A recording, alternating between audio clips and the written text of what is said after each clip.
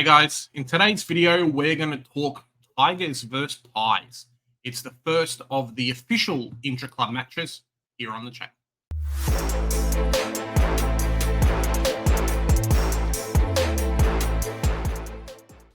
Joe, this intra-club match was a bit of a weird one. We know with the first practice match, a lot of the clubs had some players out. You know, they had some weird formats.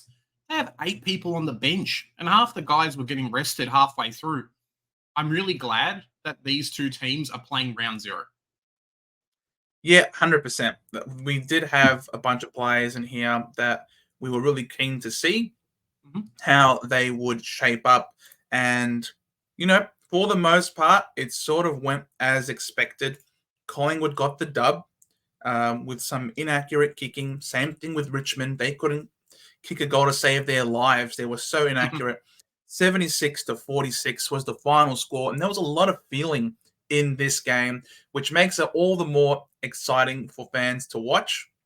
You know, footy really is around the corner when you start to be able to keep track of the live scores with official stats using our exactly using our favorite website. You can keep track whether it was this one, whether it was Footy Info. This is currently Fan Footy.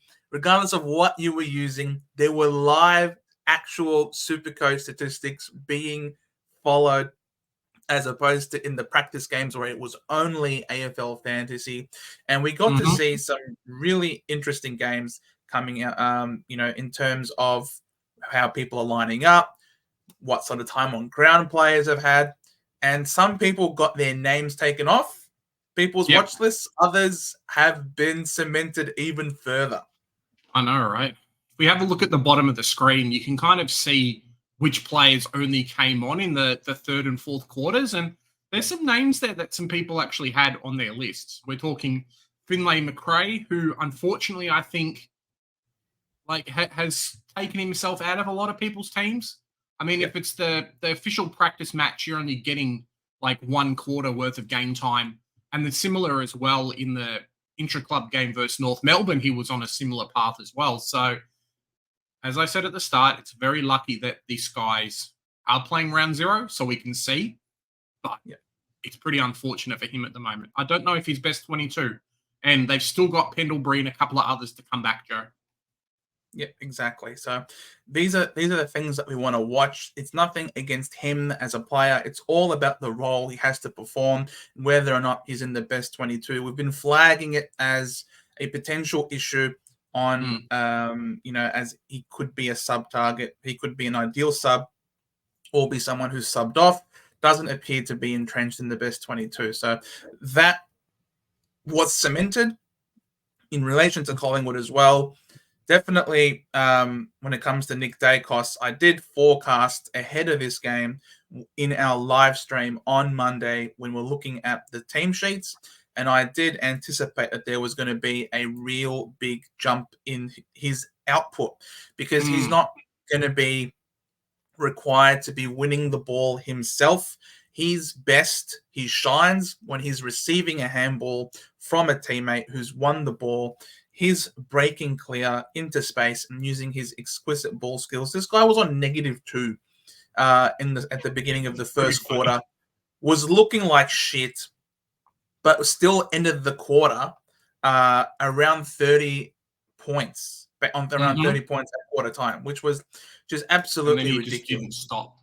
He just didn't stop after that. You look at him, I think, so if we look at his scoring, before we kind of get into more player-specific stuff, right? If we look at his scoring, I think he was on 92 at halftime, like some bonkers score. Maybe 92 at halftime or a little bit into the third quarter. When he went off, a few of these other guys at the bottom of the list, they came on. So just rotations, that kind of thing. But yeah, 57% game time for a 102, Joe. It's pretty good. He did quite well. I know, as you say, he took a little while to get on, but he just gets these cheeky touches. And it's just like Nick Dacos does nothing. Cool.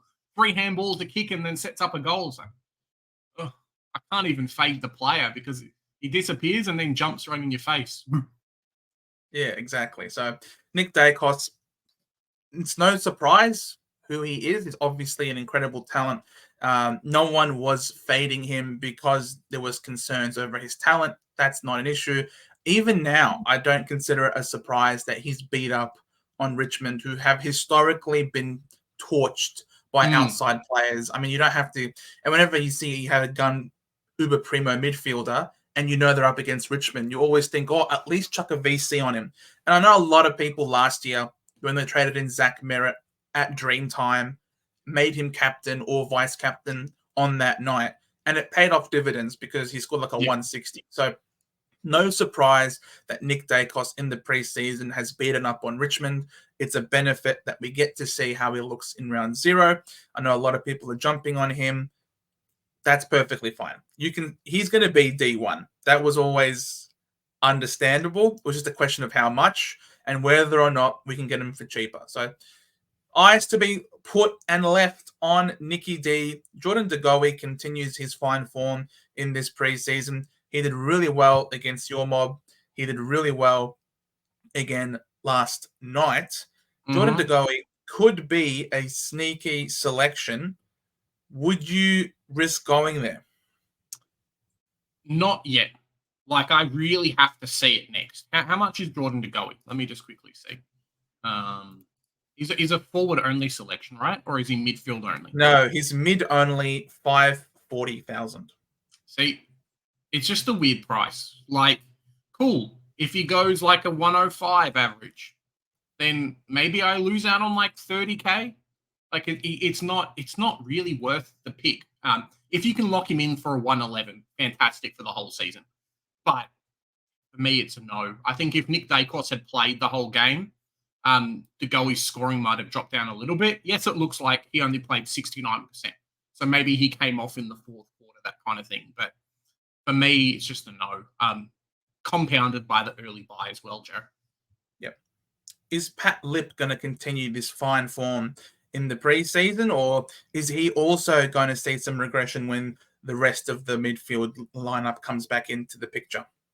It was a bit of a preseason merchant, wasn't he? I remember last year and you know, when he first came across from the Bulldogs, people had him in their team and he did quite well in the preseason. But yeah, it just seems like one of those weird players where, you know, preseason does well and then in the normal games, he kind of just scores around his average. And in Supercoach, that's not what we want unless you're like a super elite Uber player. So for me, it's a no. Maybe he can break out. Maybe we can get him later on at a cheaper price or after his buy, because that early buy really kills Collingwood players outside of Nick Dacos. I'm even trying to just look down the list and like, where's Lipinski on the list? So he's a forward. He's a forward option, right? Yeah, he's a forward at 389,000. So yeah, it's a lot of money to put. He's more expensive than Fisher. You know what I mean? So I probably wouldn't go there myself. He is a preseason merchant, as you sort of mentioned. Plus his shoulder, I don't know. There's always something wrong with his shoulder. So I probably wouldn't go there myself. One to keep an eye on, but I'd still put Fisher ahead of Patlet myself. And I guess there was at one point in time, Oleg Markov was absolutely popping off, playing off half back, had the ball on an absolute string very early in the piece. It's not hard when Richmond went like 3-12 in the first quarter. It was terrible. Yeah, exactly. He was. I can show you. He was on. Oleg Markov was on 41 Supercoach at quarter time. So that was. You know what I mean? So it's something ridiculous there from Oleg Markov. So one to probably, if he's the same price as Buderick, which is funny. So if Connor Buderick somehow blows up and Oleg Markov's the one who's popping off, there you go. Just a sneaky little adjustment. But I would not be going Oleg Markov. He's just a funny little shout out there. And he started off really well. I think that's all the players, the relevant players from Collingwood. We make our way to Richmond. And there was news, there was talk that Jaden Short was going to be back in his Jaden Short role, which is massive kick to handball ratio, which is playing off halfback, taking kick-ins, and just seagulling it up. And we saw a lot of that last night. Finished top score with 120. I'm not going to say he's going to average this for the season, but if he can go close, that's definitely top 6 defender caliber. Yeah, I mean, that you go back to his scoring historically, and he's only ever really averaged a 96, and that's why he's priced around the 96. So if you can go a bit more, fantastic. We're very, very happy. But if not, you're paying market price for a player, so it's a tricky one. I think if Jaden Short comes out and scores similar to this in round 1, we can see a bit more of a projection of his scoring for the whole year. But Collingwood did score 16 behinds, and that's a lot of time at halfback. Like, if they were goals and Jaden Short didn't take kickouts, potentially he just averages like 100, and then it's like, cool, he averaged 100. So, yeah. Yep. Exactly. Thompson Dow averaged close to 100, and there were some people talking about him, keeping their eyes on him. I know I flagged him as well in the live stream, similar to how I predicted Nick Dacos popping off. I did also mention that he was playing on the ball as a follower with Taranto, with Hopper, with Prestia. All their big boys were in the midfield with Dusty, and he still got a lot of CBAs, found the ball a lot. Admittedly, out of his 20 disposals, 16 of them were handballs, and rightfully so, because he couldn't kick for shit. His kicking was very suspect. And every time I saw him get the ball, I'm just like, oh no, here we go. But that he has a ridiculous ratio. 57 fantasy or dream team to 96 Supercoach. That is ridiculous, the conversion. And to be honest, it's not sustainable. It's very, very, very rare for someone to almost go 2-to-1 Supercoach to fantasy ratio. It's ridiculous. Yeah, outside of Ruckman, it probably doesn't happen. And that's just because Ruckman, in fantasy, they don't get much of a tap for a hit out. Whereas in Supercoach, you get the hit out and then kind of the effective, touches afterwards. Thompson Dow looked okay. He was definitely around the mark. I don't know if anyone from Richmond was actually out of the team at that point for him to go so big, but I'm pretty sure he was like 40 points or something heading into the halftime. And remember his first quarter being really good, and then at halftime he basically didn't score much, and then the second half scored much better, and obviously kicked a goal in the second half as well. So if you look at those contested possessions, Joe, you can kind of see which of the players were the midfield ones, right? Obviously, Naismith was there being the ruckman, who we'll talk about next. Taranto was around the mark. Dow was around the mark. And I wonder if his scoring, do you think his scoring affected Hopper a little bit?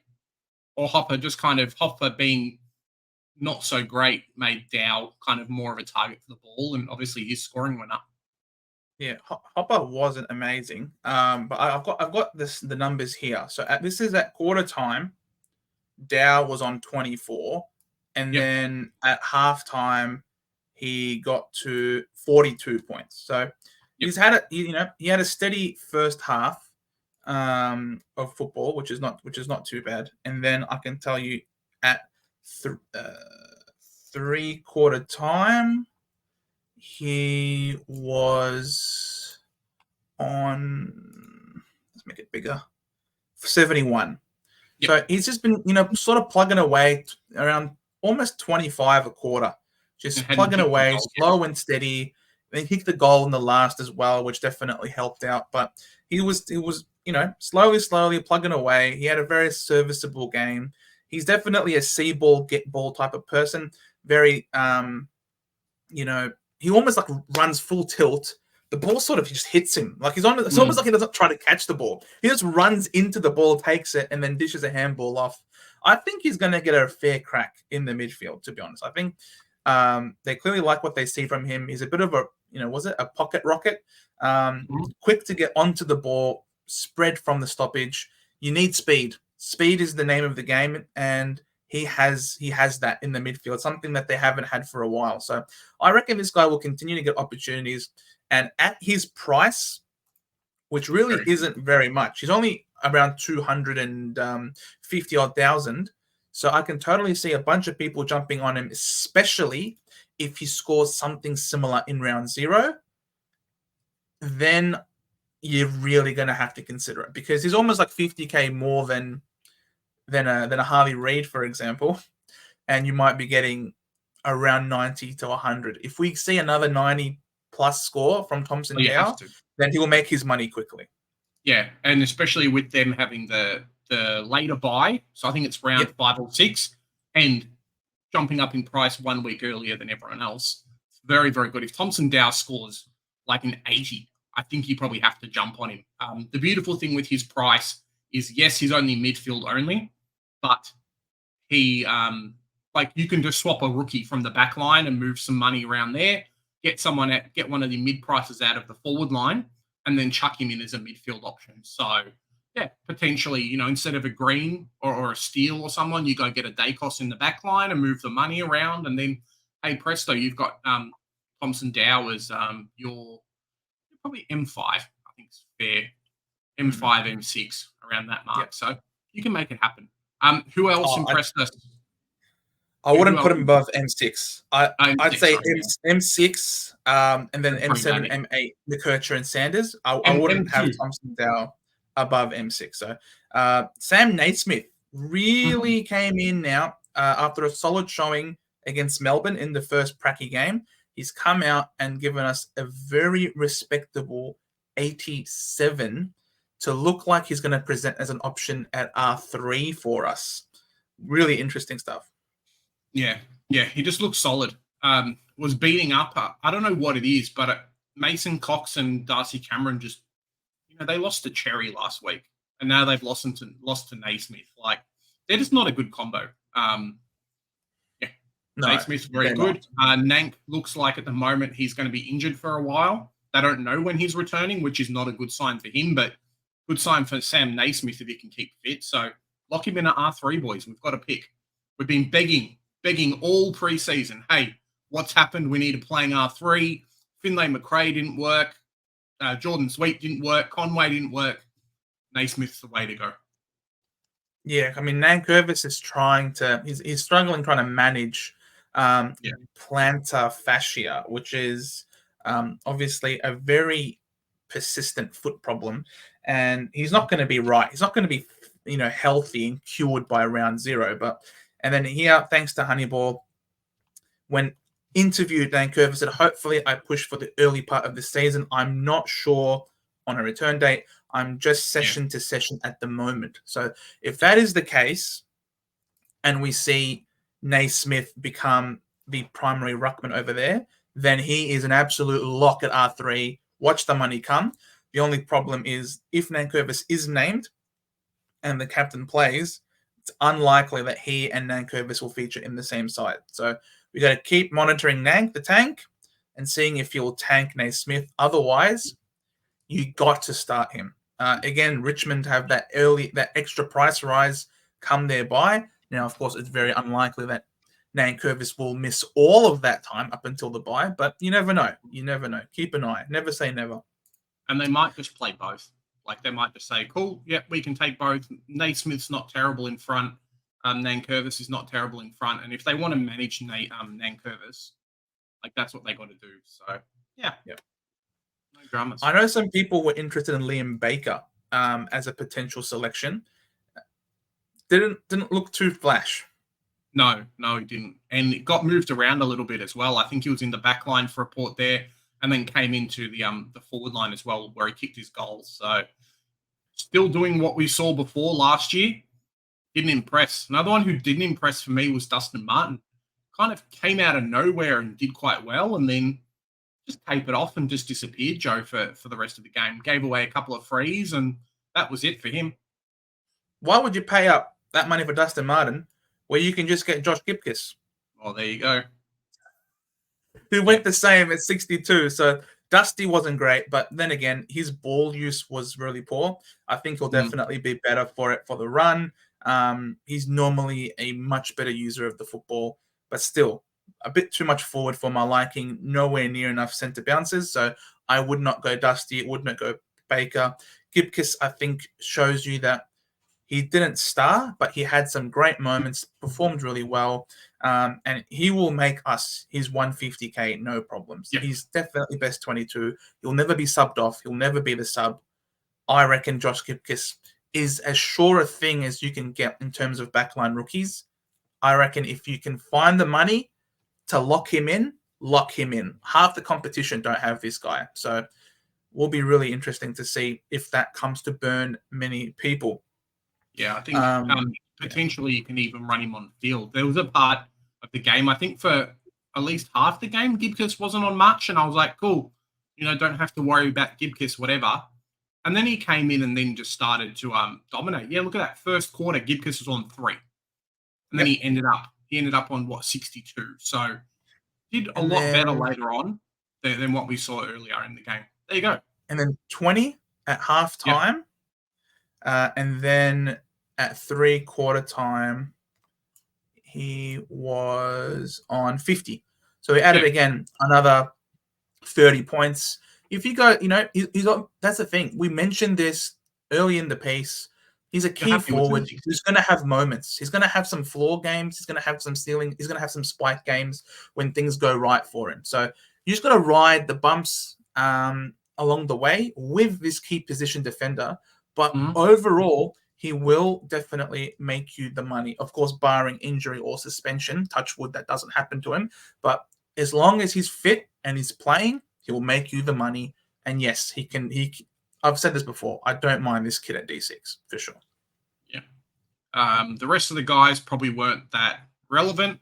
So maybe we'll just taper off and we might just say the guys that we're looking out for next week. Obviously, we were talking about at the start how everyone here is, that everyone plays round 0. So who are we watching out for Collingwood on round 0, Joe? Oh, obviously going to be Nick Dacos, no doubt about it. And who else? Again, Nick Dacos. I do want to see another Pat Lip. Hopefully, Pendles is in. Yep. Hopefully, Pendles is in, and we can see whether or not this is just a preseason beatdown by Pat Lip, or whether or not it's real. I don't know. I feel like I've seen enough that Finn McRae is someone that we can put a line through at this point.